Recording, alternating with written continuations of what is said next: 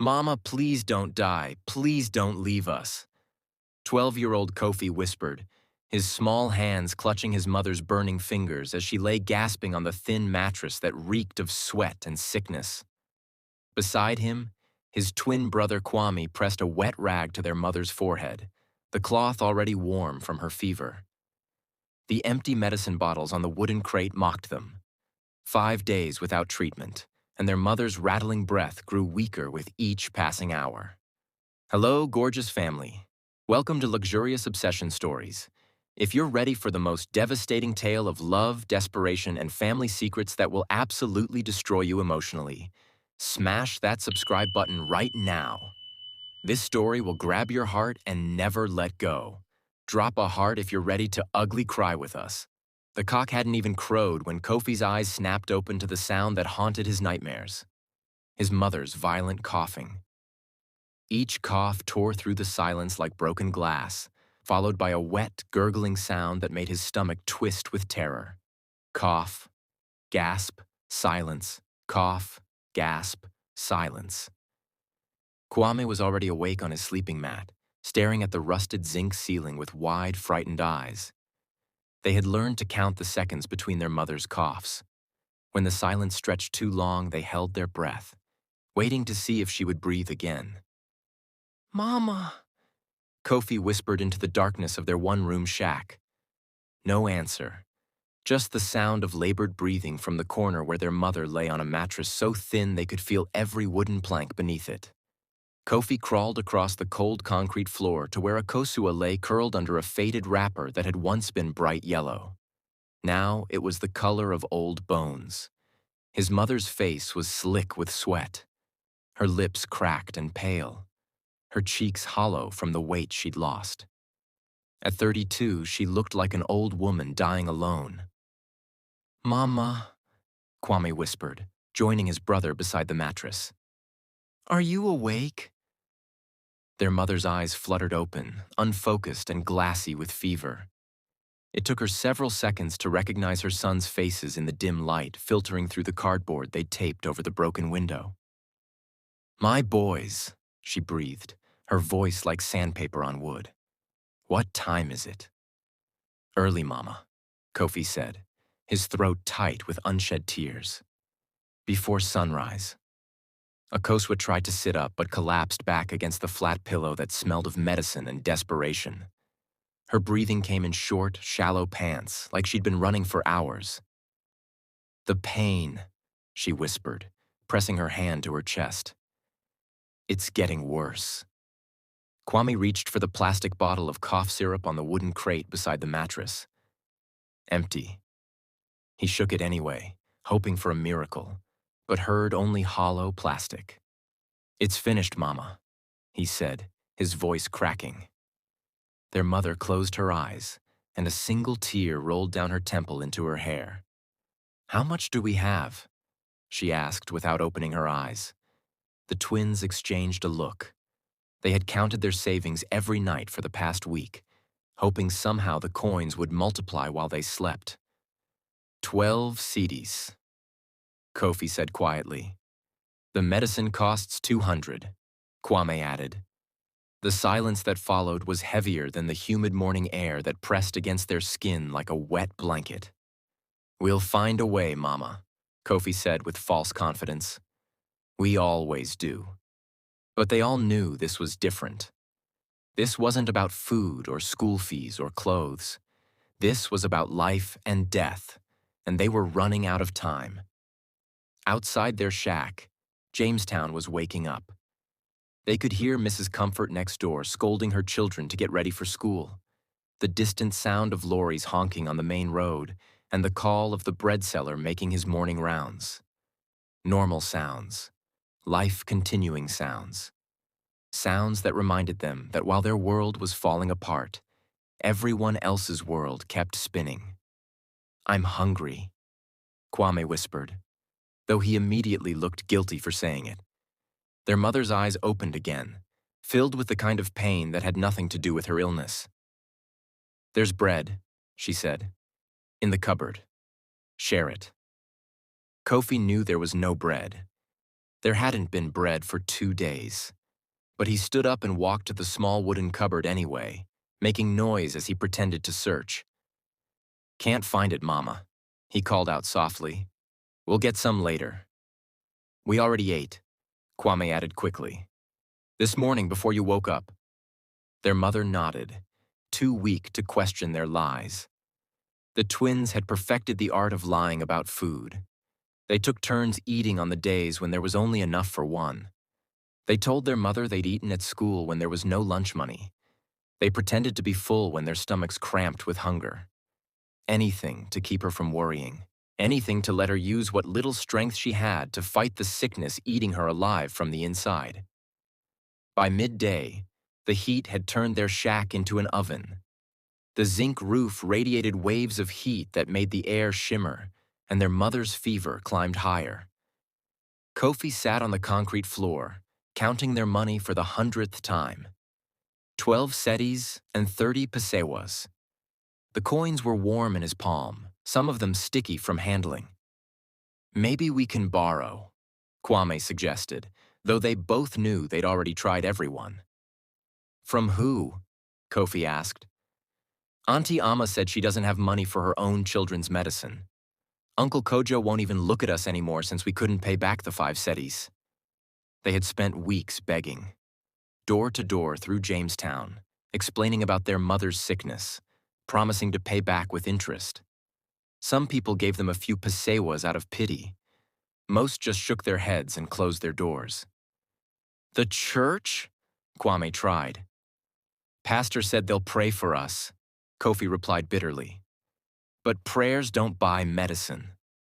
Their mother stirred on the mattress, mumbling something in her sleep. Both boys rushed to her side. "Water," she whispered without opening her eyes. Kwame held a cup to her lips while Kofi supported her head. She managed 3 small sips before falling back, exhausted by the effort. "We need to do something," Kofi said as they watched their mother's chest rise and fall in irregular rhythms. "Like what?" "I don't know. Something." They sat in silence, listening to the sounds of life outside their door. Children playing, women arguing over prices at the market, men discussing football results. Normal life. Life that continued while theirs stood still. "Rich people," Kwame said suddenly. "What about them?" "They have money. More money than they know what to do with." Kofi looked at his brother. "So? So maybe some of them wouldn't miss a little bit?" The words hung in the air between them like smoke. Neither boy wanted to be the first to say what they were both thinking. "That's stealing," Kofi said finally. "I know. Mama taught us never to steal. I know. It's wrong. I know." They looked at their mother, whose breathing had become so shallow, they had to watch carefully to see her chest move. "But she's dying," Kwame whispered, "and we can't save her with 12 CDs. And rich people have hundreds of CDs. In their wallets, just sitting there." The idea was terrible and desperate and impossible. It was also the only idea they had. That afternoon, they spent their last 2 CDs on trotro fare to downtown Accra. The city hit them like a wall of noise and chaos. Car horns blaring, vendors shouting, music blasting from shops, and thousands of people moving in every direction. But it was the wealth that stunned them into silence. Cars that gleamed like jewels. Buildings made of glass that reflected the sky. People wearing clothes that looked like they'd never been worn before. Women with handbags that probably cost more than their mother's medicine. Men with watches that caught the sunlight like trapped stars. "Look," Kwame breathed, pointing at a man stepping out of a Range Rover. The man was tall and confident, wearing a suit that fit him like it had been painted on. He walked like he owned the street, the building, maybe the whole city. On his wrist was a gold watch, and in his hand was a phone that looked like it belonged in a science fiction movie. "He has money," Kofi observed. "Lots of money. More than he needs. More than he could spend." They followed the man for half a block, staying far behind, learning how rich people moved through the world. They noticed everything: how they held themselves, where they kept their phones, which pockets bulged with wallets. "That one," Kwame said, nodding toward a woman in designer heels clicking across the pavement. "Too many people around her," Kofi replied. "Him?" Kwame pointed to an older man reading a newspaper outside a bank. "Security cameras." They were learning. They were also terrifying themselves with how quickly they were learning. For 2 hours, they watched and waited and planned. They saw dozens of potential targets, each one carrying more money than their family had ever possessed. But each time, something stopped them. Too many witnesses, too much security, too much fear. "Maybe we should go home," Kwame said as the afternoon wore on. "With what? Empty hands and a dying mother?" "It's wrong, Kofi. I know it's wrong. But what choice do we have?" Before Kwame could answer, they saw him. David Asante walked out of the gleaming office building like he owned the world. Everything about him screamed wealth. The perfectly tailored navy suit, the Italian leather shoes, the confidence that came from never having worried about money in his entire life. He was tall and broad-shouldered, with graying temples and the kind of presence that made people step aside when he walked past. In one hand, he carried a briefcase that probably cost more than most people made in a month. In the other, he held a phone pressed to his ear. "Yes, confirm the transfer," he was saying as he walked toward a black SUV parked at the curb. "All of it, today." The twins watched from across the street as David ended his call and slipped his phone into his jacket pocket. As he did, they saw it: a thick leather wallet in the back pocket of his trousers, carelessly placed and easily accessible. "He's perfect," Kofi whispered. "He's alone," Kwame agreed. "No security. Distracted. Rich. Very rich." They studied David as he opened the door of his SUV. He moved with the casual arrogance of someone who had never been hungry, never been desperate, never had to choose between medicine and food. "He probably spends more on lunch than we need for Mama's medicine," Kofi said bitterly. "Look at his watch," Kwame added. "That could pay for a whole hospital." David was everything they weren't: wealthy, powerful, protected. He lived in a world where money solved problems instead of creating them, where sickness meant inconvenience rather than death sentences. "It's not fair," Kofi said. "Life isn't fair," Kwame replied, "but maybe we can make it a little more fair." They watched as David closed his car door and walked back toward the building, his phone ringing again. He answered it without looking around, completely unaware of the two desperate boys watching his every move. "Now or never," Kofi said. "Together? Together." They crossed the street with their hearts hammering against their ribs. Every step felt like walking toward a cliff, but they kept moving because behind them was something worse than falling: their mother dying while they did nothing. David Asante stood at the intersection of Liberation Road and Kojo Thompson Street, his phone pressed to his ear as he discussed quarterly projections with his CFO. The late afternoon sun reflected off the glass towers around him, and the city hummed with the energy of money being made and spent. He was completely unaware of the two 12-year-old boys who had been following him for the past hour. "The Singapore deal?" he said into his phone. "Push it through. I don't care what it costs." Kofi and Kwame exchanged a look from 20 feet away. "I don't care what it costs." Those words hit them like physical blows. Here was a man who spent money without thinking while their mother lay dying for lack of it. "You ready?" Kofi whispered. Kwame's hands were shaking. "What if we get caught? What if Mama dies while we do nothing?" The traffic light changed and David stepped into the crosswalk, still absorbed in his phone conversation. This was their moment. Kofi moved first, running directly at David as if he wasn't looking. "Sir! Sir!" Kofi called out, bumping hard into David's side. "Sorry, sorry!" "Please, sir, can you tell me how to get to Circle?" David stumbled slightly, instinctively steadying himself while trying to continue his phone call. "Watch where you're going, boy," he said irritably. "Please, sir," Kofi continued, grabbing David's arm and spinning him around. "My grandmother is sick and I need to find Circle. Please, which way?" In the confusion, Kwame struck like lightning. His small fingers slipped into David's back pocket and closed around the thick leather wallet. One smooth motion, and it was gone. "That way," David said, pointing down the street while trying to shake off the persistent boy. "Now move along." "Thank you, sir.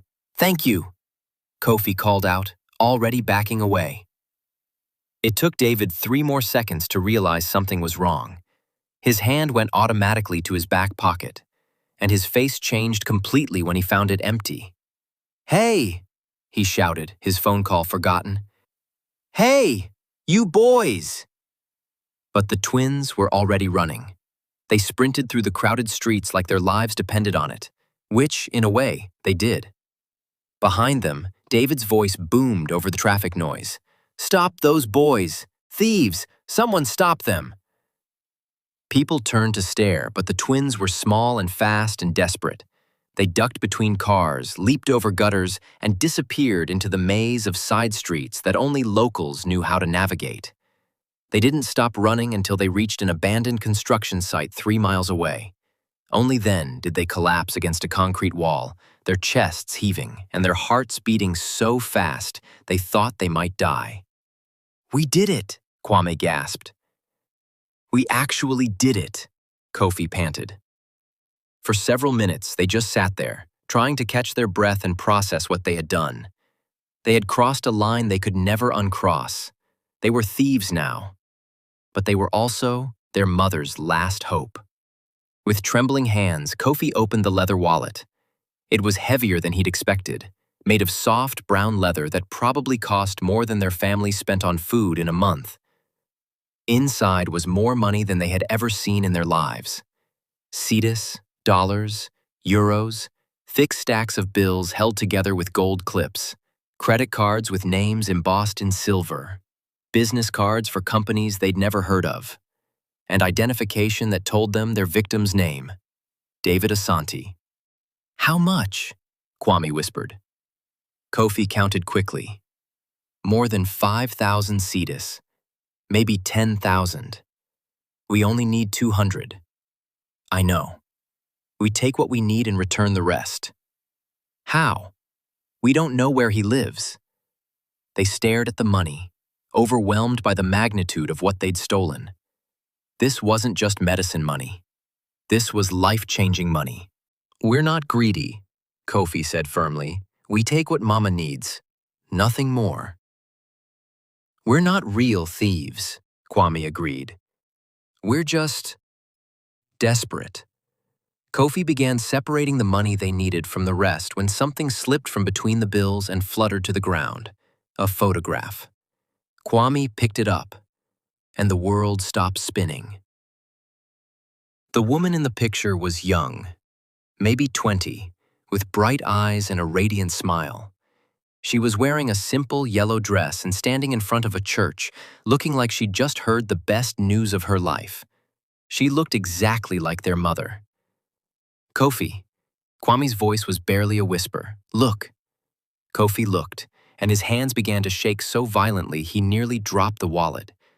That's Mama," he breathed, "but younger. Much younger. Before she got sick. Before we were born."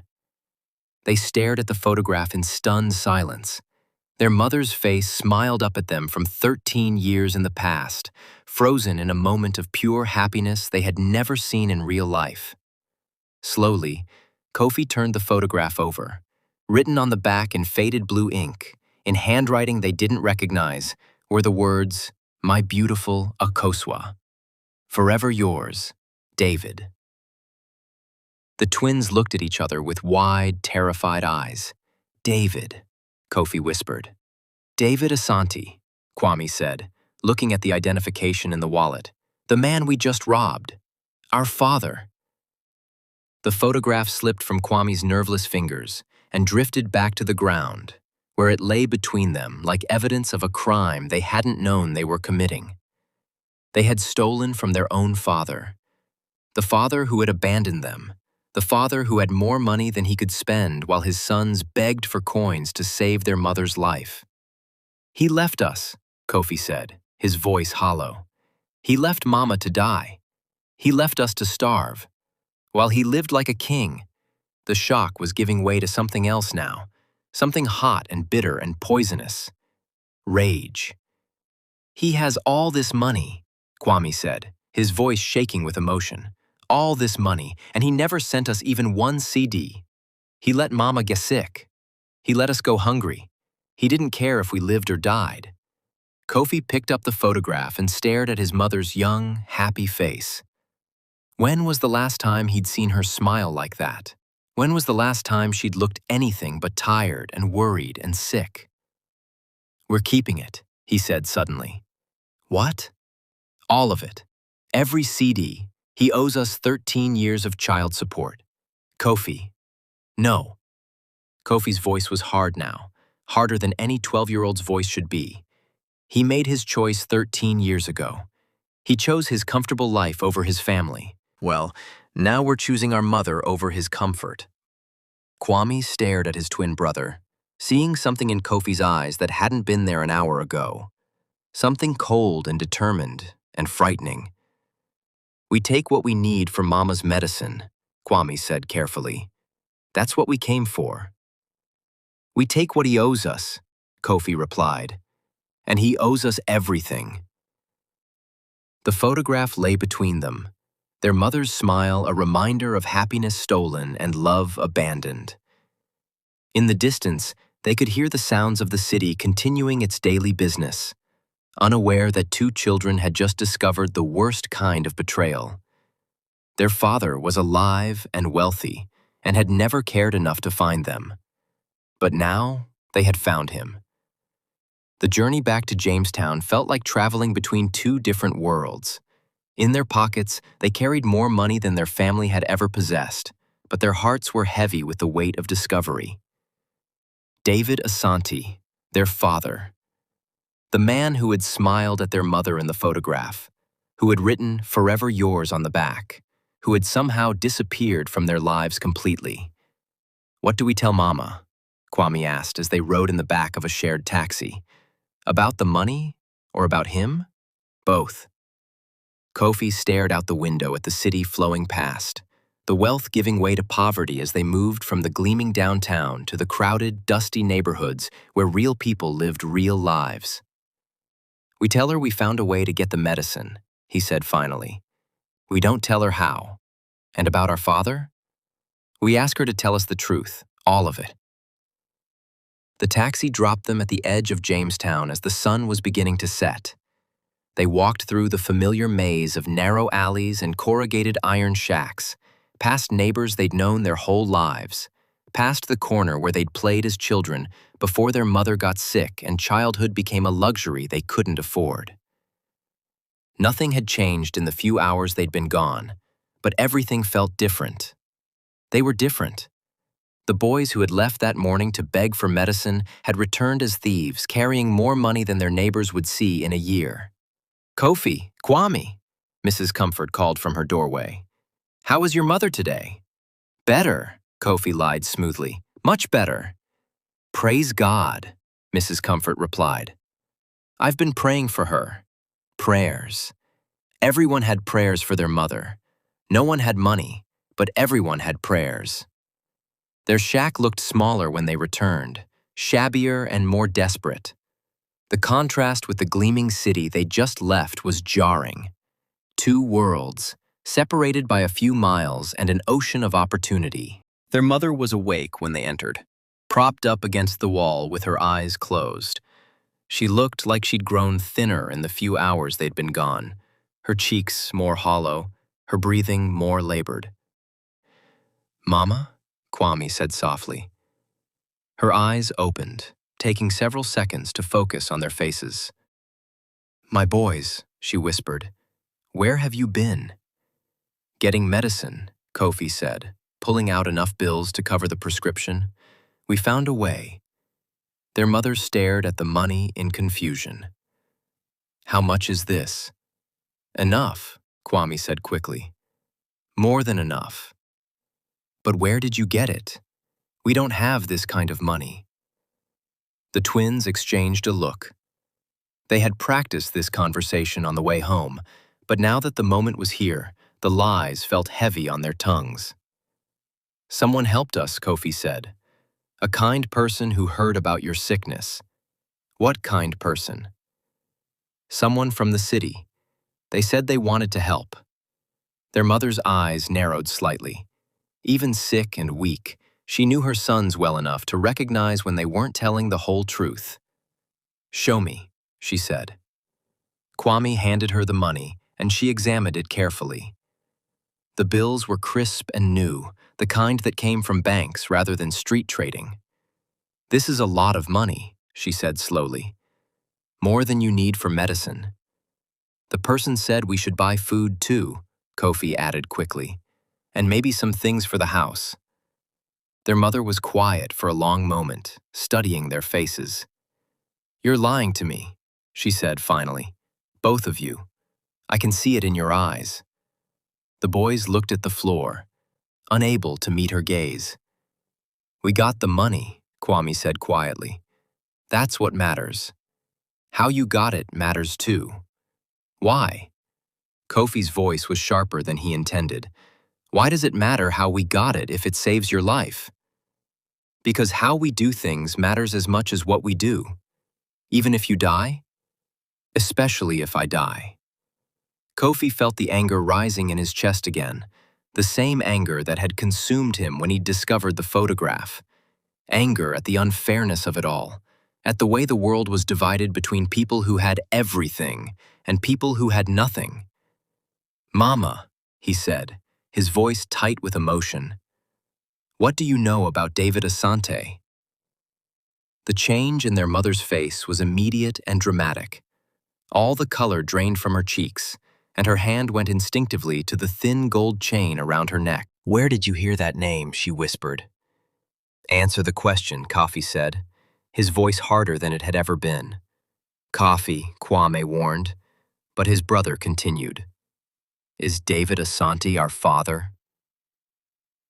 Their mother closed her eyes and was silent for so long that they thought she might have fallen asleep. When she finally spoke, her voice was barely audible. "Yes."